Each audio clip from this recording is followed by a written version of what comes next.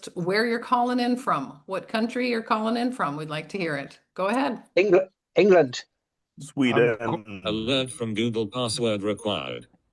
Denmark. Czech Republic. Denmark. United States. Norway. Canada. Germany. Mexico City. Bonnie, Scotland. New York. Estonia. Oregon Coast. Texas. UK. Canada. Canada. Veracruz, Mexico. Not connecting. I don't know what this is. Philadelphia. Hello from Dorset, UK. Fun. Listen to so many people calling in from so many places today. Looking forward to this.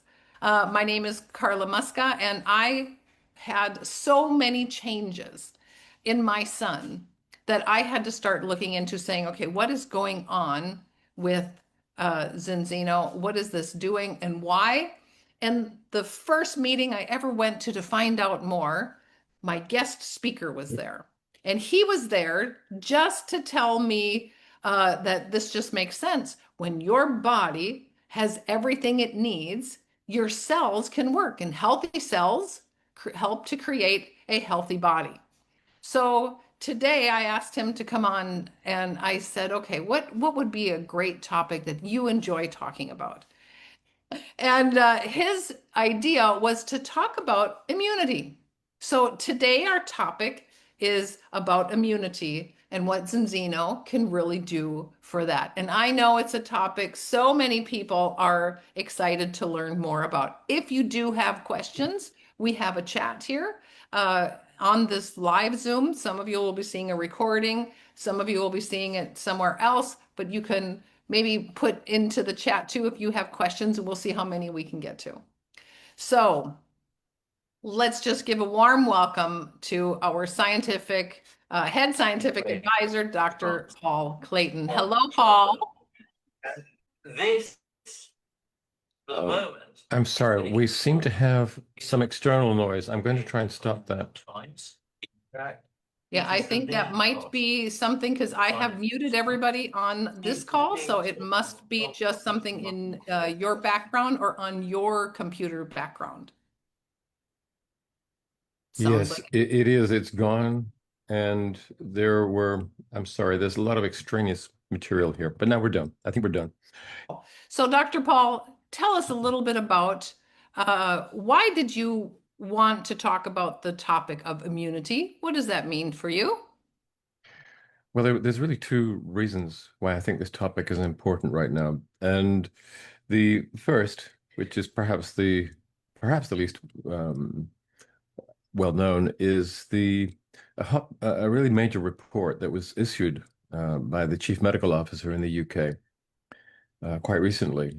And he was talking about some studies which had shown that in elderly people, the effects of an infection, whether it's bacterial or viral, you have the infection and then you clear it and you get better. But it turns out that there are very long-term after effects. And there is a period of vulnerability after the infection has cleared of anything up to a year. And during that year, the risk of very serious health problems is substantially raised. And that includes a fatal heart attack or a stroke and accelerated cognitive decline. And there was a little bit of confusion. I think that the media got hold of some of this and made some rather alarmist statements, saying that all we need to do is to take much more antibiotics, get ourselves vaccinated against everything possible. And this is, of course, the standard medical response. But I think we have to dig into this a little deeper to find out what's going wrong. Why is this window of vulnerability extend? And I want to talk about that. But the other issue that I think that makes the immune system really so important at the moment is we are being confronted with the specter of kind of COVID Mark II, which is the hantavirus. It's hard to know at this point whether this is really a problem or whether it's simply another public health manipulative effort by the powers that be, as COVID undoubtedly was. But I think that's a topic that people are worried about, and I think we should address. And there is a third element too, and that is the ongoing increase in autoimmune disease. And this has become really very common. In fact, it's now one of the most commonly diagnosed disorders, particularly in younger people. And we think of it as almost natural that people should have a high incidence of type 1 diabetes and SLE, rheumatoid arthritis. I mean, the list goes on and on. But in fact, this is a modern phenomenon too. When I went to medical school, which is, back in the Stone Age in 1968, to be precise, autoimmune diseases were considered to be uncommon. And numerically, they weren't that important. And we didn't really know of very many of them. There was a short list of a dozen or so. And now these conditions have not only become very much more common, but there's many more of them. And if you draw up an extensive table of all of the autoimmune diseases that we see today, it's well over 100. So there's been a proliferation of these conditions, and they're happening in more and more people. So this is clearly not just an issue of bad luck or genetics. It's another reflection of the fact that we're living in a deeply unhealthy environment, which is driving the frequency of so many of the other non-communicable diseases, and in so many cases, making them emerge in progressively young groups of patients. So all of these things were in my mind when I thought, well, maybe we should talk about the immune system. And so Dr. Paul, you were just saying, like, there's the viral, there's the infectious, there is the autoimmune. I mean, immune system is such a vast area. But are you saying a lot of this is all tied together?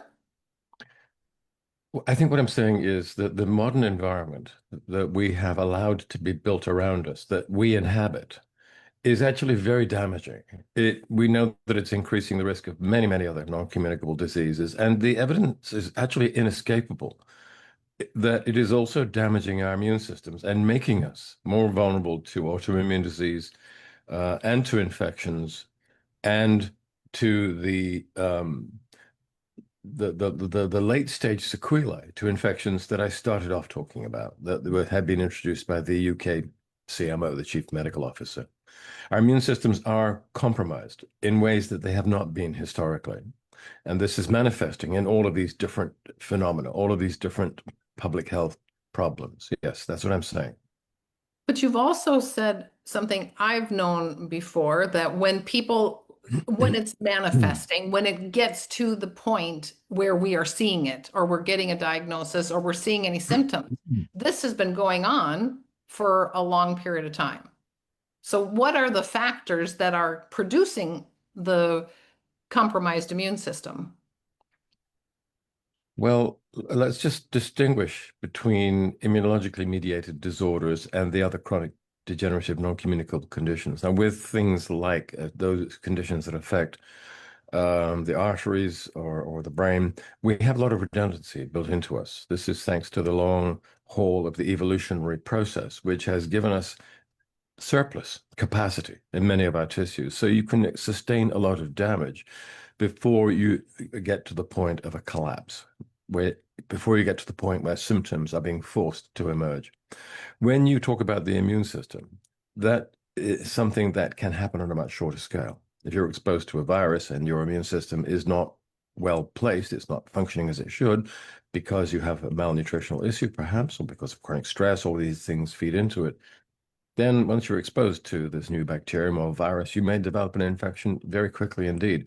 So this pattern that you talk about, I'm quoting Hemingway now, there you go bankrupt very, very slowly and then very quickly. That's true of many of the chronic degenerative conditions. It's not necessarily true of the immunologically mediated ones. So we're talking about a slightly different pattern. And perhaps I could go on to talk about some of the key areas where I think there is evidence that our immune systems are being degraded, and then we can talk about what might be done about it. Shall we do that? Perfect. I think that's a great flow.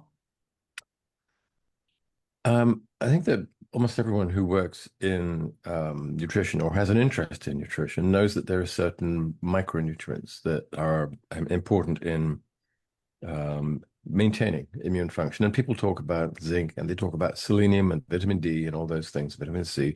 And yes, undoubtedly, they are important. These are all cofactors, but there are various different steps and processes that occur within the overall immune responses. And there is a problem here because what we're seeing is more larger numbers of people who have what I call, other people increasingly call type B malnutrition. And that's consisting of, that describes a situation where we're running on rather low calorific throughputs, we're relatively physically inactive from a historical perspective, and we're eating relatively little. So we are getting by on, many of us, on 2,000 kilocalories a day. And many of us are eating ultra-processed foods, which have very large numbers of empty calories and a very low nutrient density. We're not talking about basic produce. We're talking about, pre-packaged, pre-processed, cooked foods, where very often many of the calories are from sugars and starches and seed oils, and these are relatively empty. So what we do see, and what scientists have seen when they analyze what it is that people actually consume, they see this pattern of multiple micro and phytonutrient depletion. So people are low in a lot of different things, most things. And that is going to degrade not just immune function, but many other physiological functions in the body, but it does affect the immune system. But I think we can go further into this. One of the other things that has changed in our diet, and in particular over the last 4 or 5 decades, has been the progressive removal of a structural carbohydrate called 1316 beta-glucan from the diet. Now, we used to consume these compounds in quite large amounts in the cell walls of yeast, because we used to eat more food than we do today, and we used to drink fermented beverages, beers and wines, which were not filtered.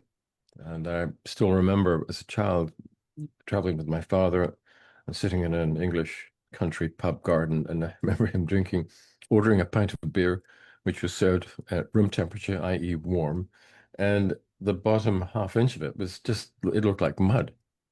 And this was in the bad days, the dark days before ultrafiltration. And that mud consisted, a lot of it, of yeast cells, yeast debris. And a lot of that was beta-glucans. Now, the other sources of beta-glucans in our diet, where the other fermented foods that we eat a lot of, we did used to eat a lot of, would be breads, baked goods. And you use yeast to ferment those too, to make them rise. And our intake of breads is far, far less than it used to be. Again, if you look at 19th century dietary patterns, people were burning many more calories and consuming much more bread. So we were eating beta-glucans in that too. That intake is very much reduced. And the third type of intake would have been in the background contamination that led to all fruits and vegetables and almost everything else you ate being contaminated with low levels, background levels of yeast, because yeasts are everywhere. They're in the air. That's how you make lambic beer. You just leave the material open to the air, and a yeast cell will get in and it will start to ferment. Or for those of you who bake bread, that's how you make sourdough bread. You simply take the flour and the water, you mix it with your hands, and the yeast cells on your hands will start the fermentation, and then you feed the starter dough. Yeasts are always there, except that what happened after about 1950, you see the introduction into agriculture of generations of agrochemicals, which were far more effective, herbicides and fungicides, than anything that had been used prior to the war. So the first synthetics come in, and the countryside becomes like a war zone, which is being repeatedly sprayed with biocides. And for other types of reasons, the food production chain starts to become closed down from a food hygiene perspective. And so you're picking and storing and freezing or canning within a very short period of time. And so the window of possible infection with yeast is getting less as well. plus the fact the countryside is being sterilized. So for all of these reasons, our intakes of these molecules, these 1316 beta-glucans, has been reduced. Now, there's different types of carbohydrates. There's starches that you break down into sugar. There's the prebiotic fibers that I think many in the audience know about, which are fermented in the gut. But then they have structural carbohydrates, and these include the 1316 beta-glucans, and they are known to immunologists as PAMPs. These are pathogen-associated molecular patterns. Now, when the body's immune cells sees the 1316 beta-glucans, it assumes that you have been invaded by yeast. You have a yeast infection. And the immune system is particularly good at responding to this because these were probably some of the first major pathogens that higher life forms had to defend themselves against. So we have lots and lots of receptors in our immune cells, which are all designed to recognize the presence of yeast. And when these receptors are stimulated, the innate immune cells, and now we have to talk a little bit about the innate versus the adaptive immune system. The innate immune cells would include cells like macrophages, neutrophils, Kupffer cells, Langerhans cells, things like that. When your innate immune cells see beta-glucans, which we put into some of our products specifically for this reason, the immune cells then respond, and they respond in an epigenetic manner. So what this means is that the genes inside the immune cells, which are responsible for mitochondrial function, upregulate, and the mitochondria start producing more ATP. So your immune cells now have access, they're generating more energy. This is quite new science. It's only been around for the last 5 years or so, very elegant science. And what that means is that your innate immune cells are now able, if they sense the presence of trouble elsewhere in the body, which might be a pathogen of some sort, they will sense it more quickly, and they will move more quickly up the gradient, the chemical gradient, what we call it the chemokine, to where that pathogen is. They will move more quickly to the site of an infection. And when they get there, because they have more energy, they will attack the pathogens more vigorously. So what that means. So, yeah, maybe I'll let you finish because I was going to just say, does this mean? So would you finish your sentence? And I've got my question. Well, I was very involved in this because I worked at one time as the chair of one of the scientific advisory boards to Biothera, which was a leading company involved in the research of this molecule. And the company worked together with the US Armed Forces Radiological Research Institute and the various Canadian governmental associations, because it was felt that this was a way in which you could improve immune function, not by vaccination, which is to a specific pathogen, but right across the board, making you more immune to a lot of different diseases. And of course, if you're sending troops into harm's way, or if you're expecting civilians to be exposed to a biological weapon and you don't know what it is, you want to raise the immune system right across the board rather than to immunize against something specific. So it became a kind of a military research project. So what we found was that if you gave these beta-glucans to various animals, you found, and then exposed them to pathogens, many more of the animals survived the infection. If they didn't have the beta-glucans, large numbers would die. If they had the beta-glucans, large numbers would survive. And then we drilled down. Powerful. It was a huge difference, hugely significant. And if this was to be built into civil defense, and if we were to be exposed to a pathogen such as COVID or Hanta or things like that, at that point, I think that masks and these very suspect, in fact, there's public health disaster, these mRNA shots, and the masks and the social isolation and all the rest of it, I think it wouldn't have been necessary if we had been dealing with a population that had good immune function, but we don't. So that's where we are. This is really powerful, Dr. Paul. So what you're saying is with all the immune system, if we had the right nutrients like this beta-glucan, our bodies are actually meant to have and attack anything that's not supposed to be there, which is our immune system working the way it's supposed to. And it's not just sicknesses out there, but it's the other things too, things that could be other viruses or something that was manufactured. I remember in your study, you mentioned something like anthrax, and this was what the mice were not having any impact with when you gave them a stronger immune system. And that's what we can be doing, is giving ourselves, our families, a stronger immune system to whatever is out there, that our bodies can actually work to fight against anything that's out there. Most things, I would say. Well, I don't want to leave anyone in the audience with the impression that this is something that will protect you from everything. It's not.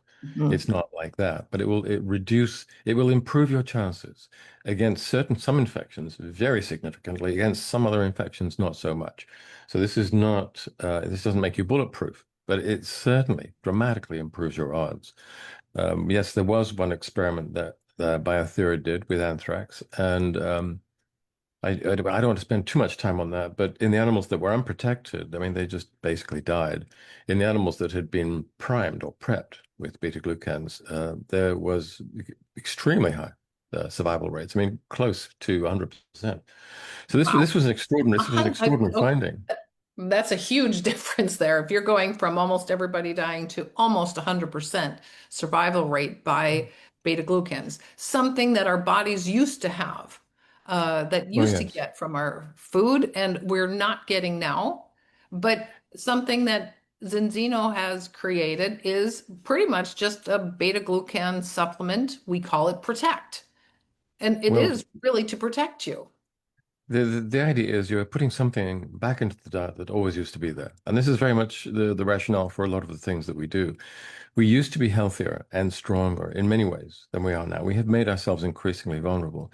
I'll just go back to Behaviour for the moment, and I'll say they reproduced that basic trial where they got the same result when dealing with flu viruses.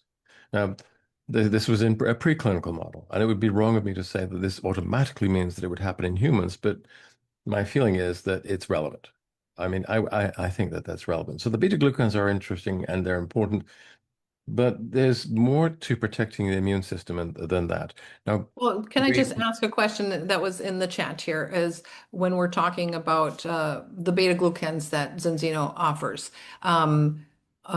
is that something people are taking every day? Is this something you can give to your children? What is your recommendations in regards to the Protect? I don't want to talk about Protect. I can talk about beta-glucans in the most general sense and say that they used to be present in the daily diet. When they're consumed, they're picked up from the gut by a very specific mechanism, which is fundamentally a sampling mechanism.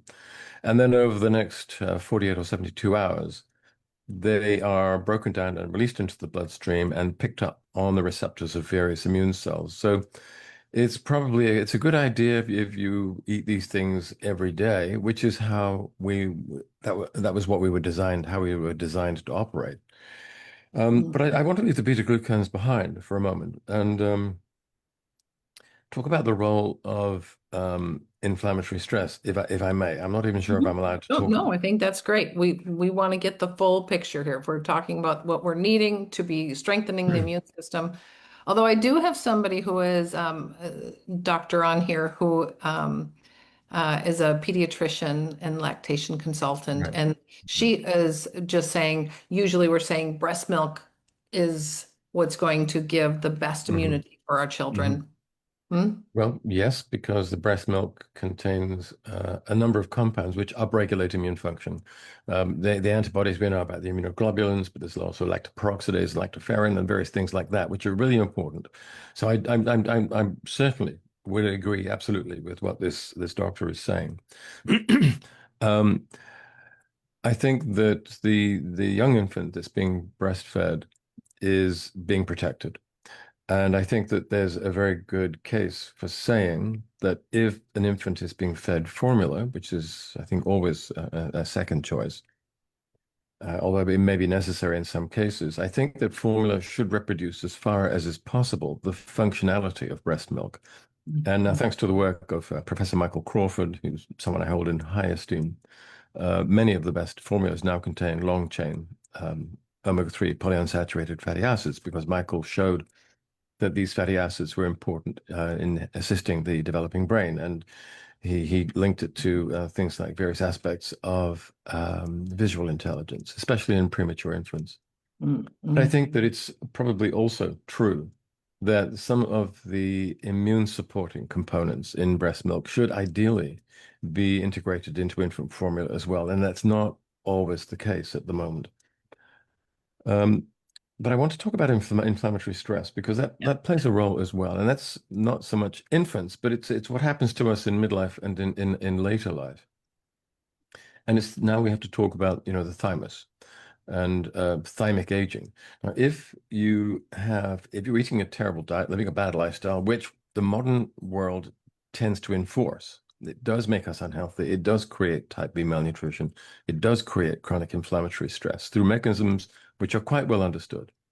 If you have chronic inflammatory stress, that, amongst other things, tends to increase senescence. That is, the formation of cells which aren't particularly effective anymore, but are through something called the senescence-associated secretory profile, or SASP, spreads further inflammatory stress. It becomes like a vicious cycle, a feed-forward cycle.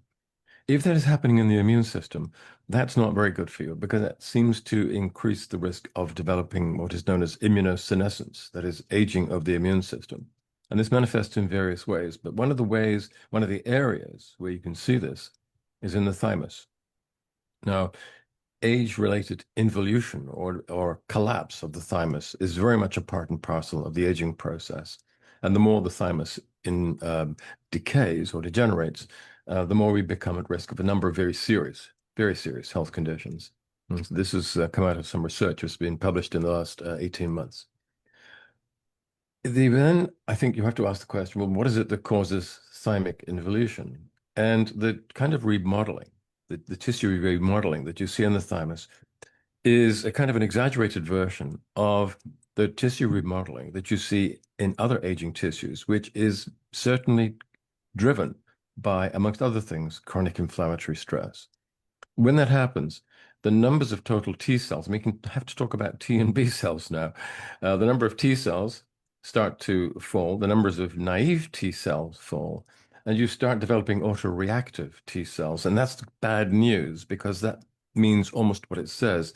Autoreactive T cells tend to react to your own host tissues, and in so doing, create further inflammatory stress. So yet another one of those feed-forward cycles that seems to contribute to the aging process and the final descent into illness and ultimately death. But this gets really interesting here because it's clearly the case that not everybody ages at the same rate, and not everybody has an immune system that becomes immunosenescent at the same speed. So some older people still have good thymic structure and good immune function.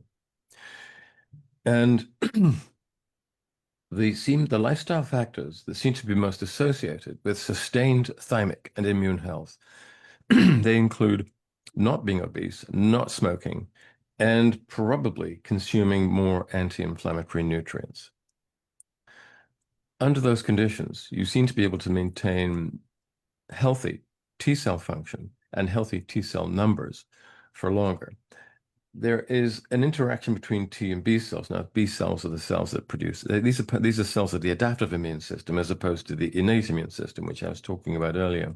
B cells tend to be primarily involved in producing the production of antibodies, which is helpful in countering pathogens outside the cell. And the T cells, when they interact with the B cells and partly direct them, they direct each other, they communicate with each other. The T cells' role is more to do with the destruction of cells once they have become infected, once pathogens are inside the cells, and also the destruction of cancer cells as well. And I want to come back to this idea that medical officers report saying elderly people are more likely to have these catastrophic problems after an infection. What's going on there? Well, I think, first of all, elderly people are much more at risk of acquiring an infection because most of them have got immunosenescence. As I said, not all, and we seem to be on the track of discovering how to delay immunosenescence. So the immune system in most people is becoming less effective with age. And people who are older and who have multiple morbidities, they may have all kinds of other conditions, are more likely to be spending more time in hospitals, which are fabulous areas where you can acquire new infections with bacteria which are resistant to antibiotics, because we produce those. We select for those inside the hospitals. And then in the elderly people, of course, the metabolic load, the strain of having an infection is being superimposed upon increasingly compromised physiological systems. So if you already have age-related damage to, let's say, the cardiovascular system, and you then have an infection, then the inflammatory stress created by the infection, the metabolic load, is imposed on a cardiovascular system that's already damaged. And that's probably another reason amongst the elderly, you have this delayed fatality rate. So to come back to the thymus, when you have this immunosenescence, this inflammatory stress creating senescent cells, that leads to T cell exhaustion. I told you that you already start making the autoreactive T cells. That's bad news. But the T cells that aren't autoreactive, they're simply becoming fewer in number, and they're becoming physically and physiologically less effective. So thymus involution, we want to try and stop the thymus from decaying. We used to think that in general that this was an absolutely inevitable part of the aging process. It's looking increasingly as if that is not the case. That is, by living a less pro-inflammatory lifestyle, you can retard the involution. And when that happens, there seems to be a situation where instead of the immune system becoming more senescent and more inflamed and getting into this kind of vicious downward spiral, it may be able to switch it to a virtuous cycle. So if the immune system is not being constantly exposed to inflammatory stress, can we keep it functional and healthy for longer? And can we, as a result, expect to suffer from fewer infections, fewer episodes of inflammatory stress, fewer episodes of T cell exhaustion along the way? The answer seems to be absolutely yes. Absolutely yes. So I think this is very positive, very optimistic. There's a couple of studies. How do we do that? How do we do that, Dr. Paul? Well, I think that first of all, keeping your innate immune system viable, which means a nutrient-dense diet, and I think the beta-glucans have an important part to play here.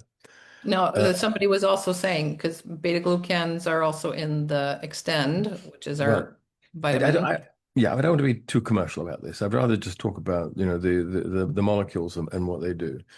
They were just asking, is it better to take the Extend or the beta-glucan? Well, the beta-glucans are the same, but the broader formulation is providing a lot of other micronutrients which are used in different parts of the immune system. Okay, so beta-glucans is one thing that's going to make a difference. Is that also on inflammatory stress? Is that going to help with that? Or what else is going to help with that? Well, I think that if you're taking beta-glucans and your innate immune system is going to be more effective at mopping up infections, that will reduce the inflammatory load. But I think you need other types of anti-inflammatory nutrients as well to protect the thymus, to slow the rate of thymic involution. And you need also to think about your B cells. And the beta-glucans come in here too in a funny kind of way. We know from some studies, fairly small scale, but I think they're interesting, which when you look at super agers who've maintained good immune function until very late in life, you see that they have more B cells than people who are aging unsuccessfully. And there's different explanations for this. And the people who did these studies said, well, probably these old folk who are aging so well, they simply encountered more infections and they defeated more pathogens in their lives. And that's one possibility, but I don't think I buy that, because when you look at vestigial cultures, people who live in the jungles, in the wild, who are exposed to lots and lots of pathogens, their immune systems run down more quickly. They're exposed to many, many more infections. In fact, they suffer, many of them, from chronic infections throughout large parts of their lives. And our immune systems don't do well with that. I think that the super agers who are still maintaining really good immune function and have got plenty of B cells, it's because they've been eating more beta-glucans, because they've been eating more bread, they've been eating more baker's yeast, or they've been taking supplements. And I think that maintaining innate immune cell function and in maintaining the number of your B cells, it seems to me to be far safer, far easier to do that by consuming beta glucans than by exposing yourself again and again and again to different types of pathogens. Because if you expose yourself to lots and lots of different pathogens, as the people do who live in vestigial cultures, you end up with very few remaining naive T helper cells. And that's not good for you either. So I would say my recommendation would be live in the modern world with good sanitation. Don't be exposed to pathogens all the time. Take beta glucans, maintain an anti-inflammatory lifestyle. And these are very simple steps that you can take to increase your chances of maintaining a healthy and functional immune system into old age. There was one little study which was conducted by a clinical research organization in Oslo called Link Medical Research. And what they found was they gave their trial subjects beta-glucans. And the B cell counts in these elderly subjects increased significantly. So there's just more evidence of the real importance of these beta-glucan supplements. Now, they're not micronutrients. They're not really phytonutrients. We don't take them from plants. They're from fungi, and specifically yeast. And amongst the audience, I suspect many of you will be thinking, well, mushrooms are fungi. Yes, there are beta-glucans in mushrooms as well. And now you're thinking of cordyceps and astragalus, all the other medicinal mushrooms. I'm familiar with those. But you have to remember that the beta-glucans are structural elements in the cell walls of these organisms. And the cell wall of a mushroom is doing very different things. A multicellular organism like a mushroom is doing very different things than the cell wall of a single cell species such as yeast. And it just so happens that our immune systems were designed to identify the very specific beta-glucans in yeast because we were always in danger of being infected by yeast. We were never in danger of being infected by mushrooms. So the mushroom-derived beta-glucans are copies. They're reasonable, they're partial agonists, but the yeast beta-glucans appear to be the real deal. They are the real agonists that our immune systems are designed to identify and respond to. So I would say adequate sanitation, good health care, good micro and phytonutrition, anti-inflammatory lifestyle, plus beta-glucans. I think, honestly, from everything that I've seen, that is the best way to ensuring that as the years pass, as the decades go by, you maintain good immune function. You don't experience involution or destruction of the thymus, or as little of it as is really necessary, and how much that is, I don't know. And you're still able in old age to ward off infections. Now, I am a kind of a living example so far of this approach. When COVID first appeared, this is the deadly Wuhan strain that we were all so terrified about, and the public authorities reacted by clamping down on us. It was a mass formation, as Matthias de Smet calls it. They were deliberately trying to panic us and corral us and hurt us and terrify us. But I'd seen the original data. I knew what happened on the Diamond Princess. I knew this wasn't a particularly dangerous virus, so I went out to meet it. I acquired the virus, the original strain. When I landed at JFK Airport, I flew in from Kazakhstan to find that everybody else in the airport was wearing masks and gloves, and in some cases, full hazmat suits. I mean, it's just ridiculous. So I went in entirely unprotected, and I did everything you shouldn't do. I touched every door handle, every moving rail, everything I could think of, hand to mouth all the time. And I knew I'd get the virus, and I thought, I won't wait for it to come to me. I will go to it. And I got COVID, the worst possible strain, the dangerous one that was supposedly making people fall down dead in the streets in Beijing. All a lie, all panic mongering.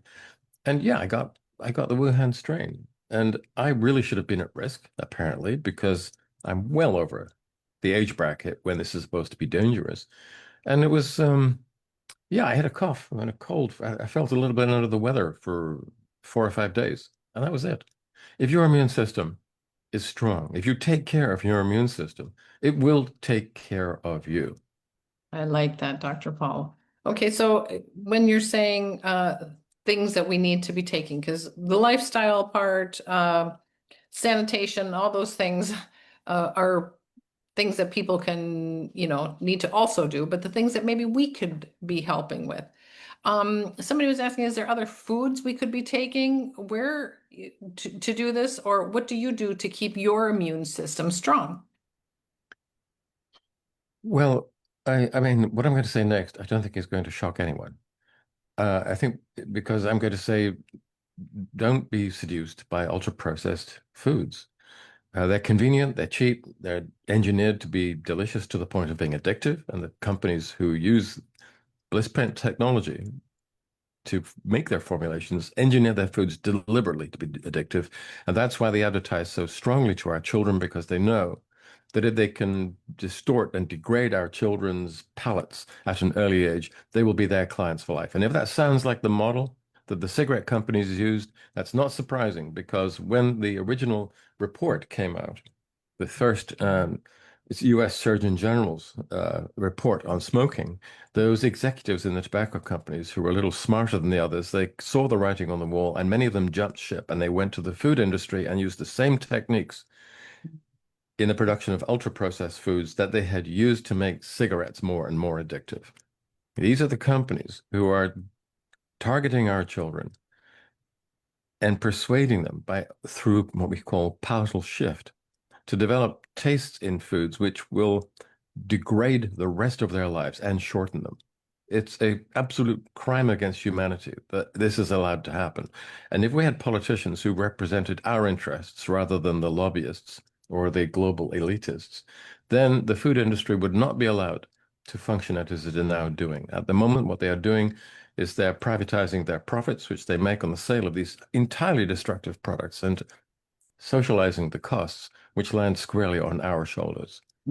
So abandon ultra-processed foods or minimize them if you can. And what this simply means is going back to sensible, basic foods. We need, all of us, to learn or to relearn how to cook with basic produce. And those are the foods that we should be feeding our children. Half a century ago, and we saw this in some of the US national surveys, the numbers of children with chronic conditions were close to 1%. These were in national surveys. And now you're talking about a population that is so unhealthy, so degraded, and with so much immune and other dysfunction, that the percentage of children now with a chronic condition is, I think, well over 35%. That's how far we have fallen. Now, the doctors in the audience who are treating children and adults with these types of conditions and who are not aware of the history and the trends, they think, well, we have all these drugs, we have treatments, we can help these individual cases, and of course you can. But we need to, I think, when we went to medical school, we were taught, the idea was, we don't treat symptoms, we treat causes. When we treat individual patients today, we're treating symptoms. We're treating symptoms of an underlying substantial nutritional and lifestyle related issue. And I think we should be more like Jon Snow. We should be going out of the clinics and the hospitals. We should be taking the handle off the pumps. We should be telling people, don't eat these foods. And if you don't, and if you learn how to eat properly and cook and put with basic produce, there will be fewer of you who will need our help and our services. I love that. So, Dr. Paul, if we were eating healthy, and we didn't eat processed foods, we ate things we were growing in our backyard, and we did everything we could to stay away from what was bad. Is our immune system then going to be optimal, or are we going to need to supplement something? Are we going to need to do other things? Well, not everybody has a back garden, or a dacha or anything like that. Well, even if they went to the grocery store and only got healthy food. I mean, that would be a very good place to start. And, I'm going to add in all the other recommendations that every other doctor is going to suggest. We shouldn't be smoking, we shouldn't be drinking, or we do only in moderation. We should be taking a certain amount of exercise. We should be maintaining, good body weight and things like that. All of the above, all of the above. But even if we do all that, if we're living in densely populated urban environments, which are built in a way that actually makes it difficult to integrate physical activity into your lifestyle, You're probably, if you're going to be driving a desk at work and driving to and fro from your office, either in a car or in public transport, how many calories a day are we consuming? We're down on average to about 2,000 kilocalories a day, which is highly abnormal. Now, if you're running on 2,000 kilocalories a day, you have to pick and choose your foods extremely carefully to get even basic levels of all the micronutrients that you need. And I'm including not just vitamins and minerals, but phytonutrients, the fatty acids, different fiber types, the amino acids, conditionally essential amino sugars, methanogens, cyanogens, all the rest of it. It's very difficult trying to do all that in 2,000 kilocalories. So you can do one of two things. You can become a semi-professional athlete and acquire a trainer and a nutritionist. And for people who are burning, let's say, 4,000 calories a day and above, and if you eat basic foods, you're probably going to be okay. For those of you who are running at a lower calorific throughput, we need to increase the micro and phytonutrient density of the foods that we do eat. And you can go somewhere towards that by shifting away from ultra-processed foods to basic produce, but it's probably realistically not going to be enough. And in that situation, I think either supplementation or a new generation of fortified and functional foods is going to be necessary. Now, I'm talking about ultra-processed foods as if they are an unalloyed evil, and in their current form they are. They don't have to be. If one of the big food companies were to assume a degree of responsibility and to start to produce ultra-processed foods that were still shelf-stable and super palatable and had a high profit margin per square foot of shelf space and all the rest of it, even if you maintain all of those criteria, and these are the key criteria of ultra-processed foods, you could still, if you were designing these foods with public health in mind, engineer functional actives into those foods which were health positive. And there are some players, this is a movement that started in Japan. And I know people who are involved in this. It's called the Make Japan Healthy Again thing, which is the kind of a spin-off from Make America Healthy Again. But they're making, I think, more headway in Japan than they are here because they have a less resistant government, I would say, in some ways.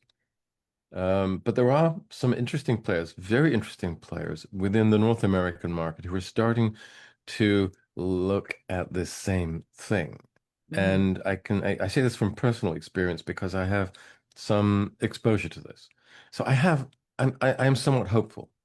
I think that there are players in this space, important players in this space, who are in a position to improve public health by improving the nutritional quality of the foods that they sell through the major stores.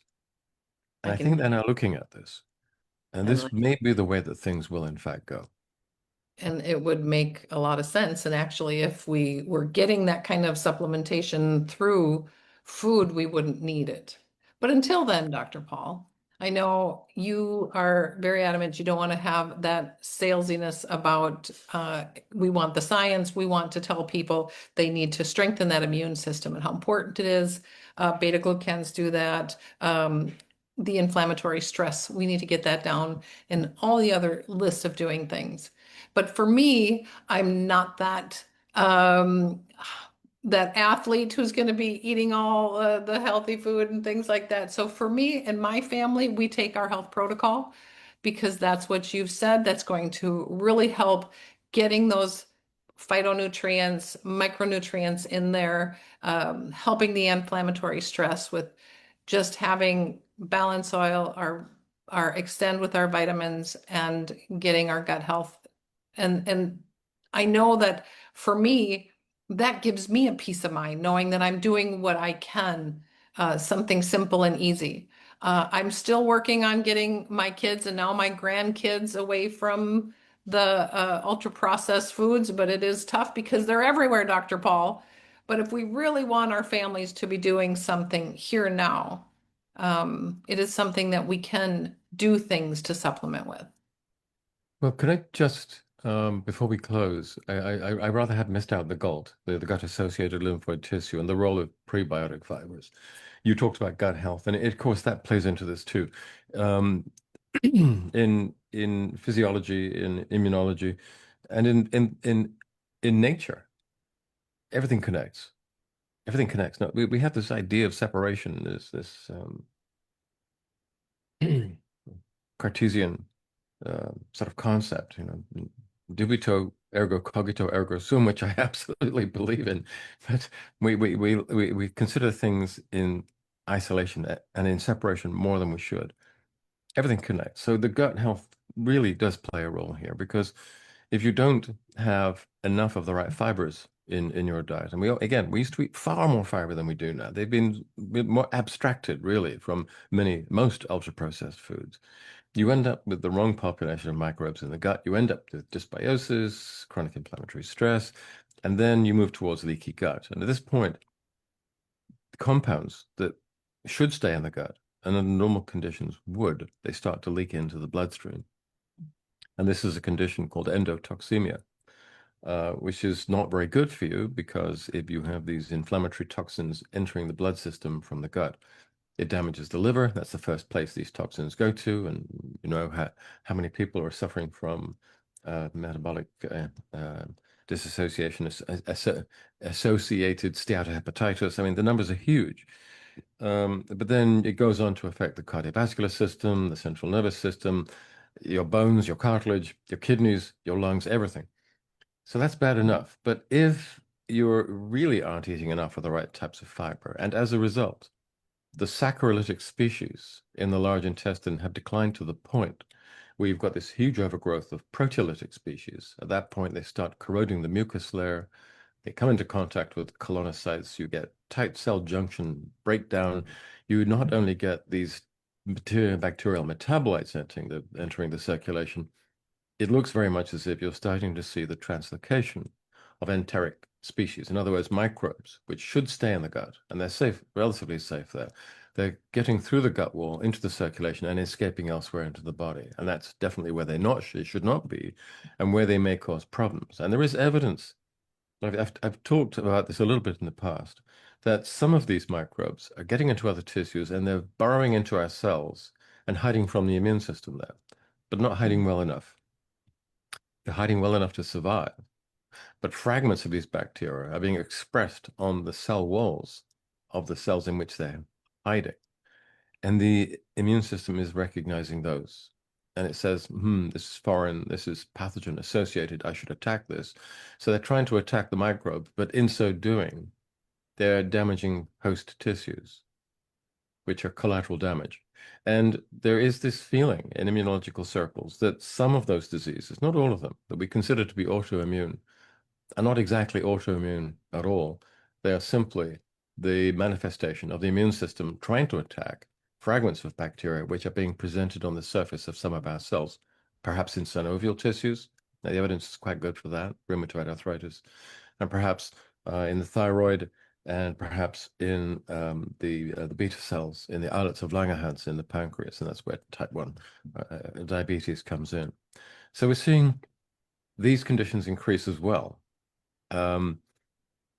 Not just type 2 diabetes, everybody knows that's increasing in the population in general and in younger children, but we're seeing increases in type 1 as well. And I think that some of that, maybe a lot of it, can be traced back to this depletion of prebiotic fibers in the gut, leading to dysbiosis, leading to leaky gut. And that's where one of the reasons why I think the gut test is so important. And we can talk briefly about that if you want to. If you think we've got about 2 minutes. I know I told you 1 hour, so we'll just make it nice and simple here in regards to Zinzino is test-based nutrition. So we do like to have our test for our balance, which is going to give that omega-6/3 balance. But this gut test, I know your passion, Dr. Paul, is to really help so many people that are unnecessarily sick or leading down the path to be sick. And to strengthen that immune system is going to really help so many people. I know that if everybody followed what you did, you would make such an impact.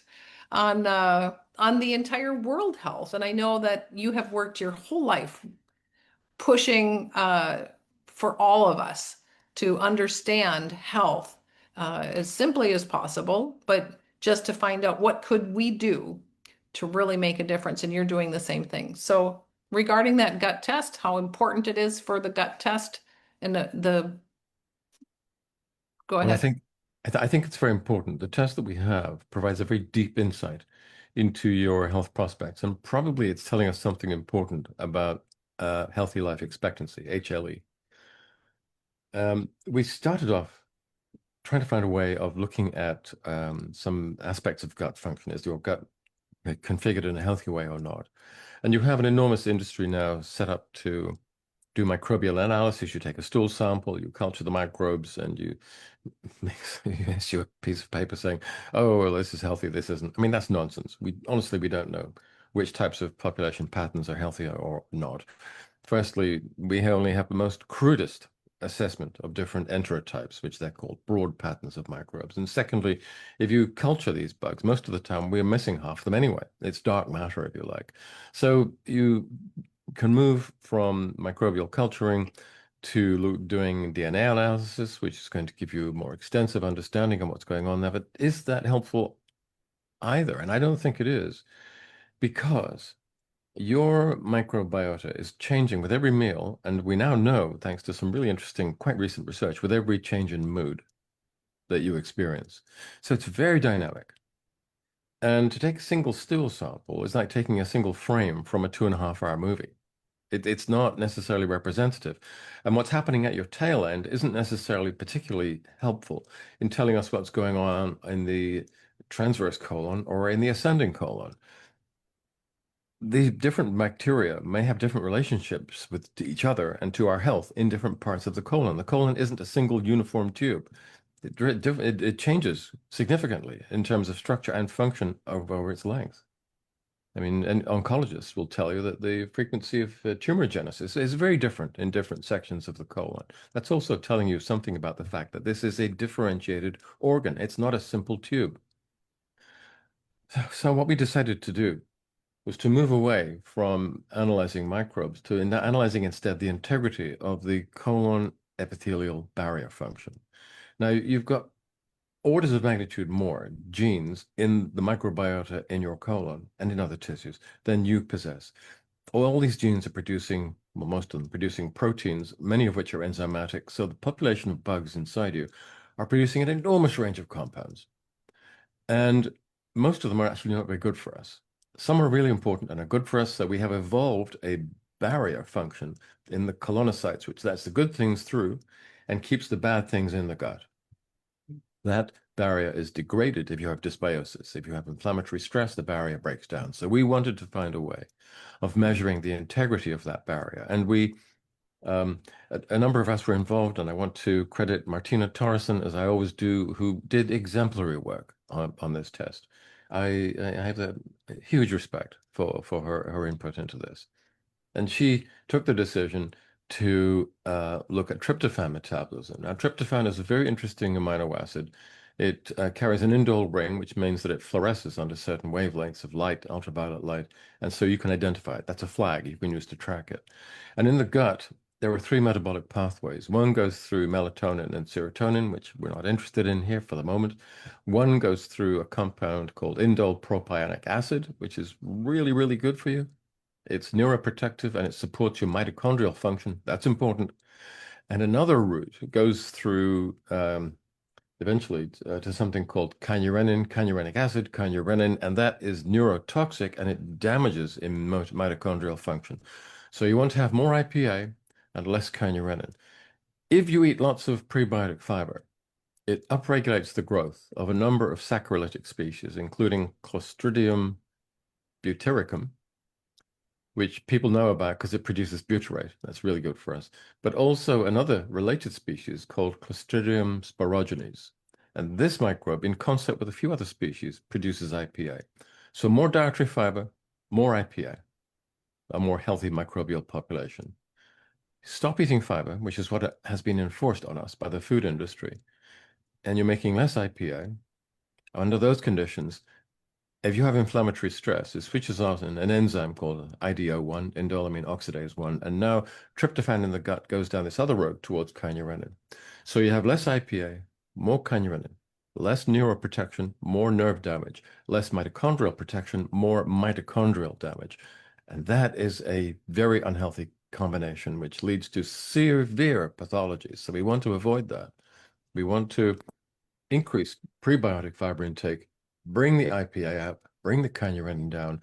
That is what our test measures. And because this is having such a deep and profound impact on so many structures in the body, it is telling us not only about whether you have dysbiosis or not, or whether you have eubiosis and a healthy gut.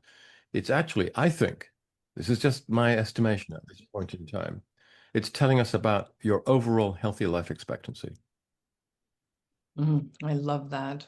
So all of this ties together, Dr. Paul. I know you've said that, your health is kind of like a symphony.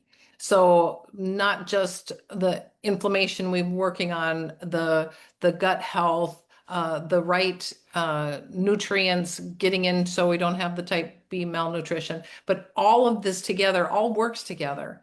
And that's one reason the health protocol is important to work together. And that's why we're all at Zinzino so grateful for all the work that you put in it. And I know your blog, which is for anybody who wants to read more of all of Dr. Paul's amazing work, is Dr. Paul Clayton at drpaulclayton.eu. So find that blog. There's so much, a wealth of information. But Dr. Paul, we are so grateful for everything that you do for Zinzino.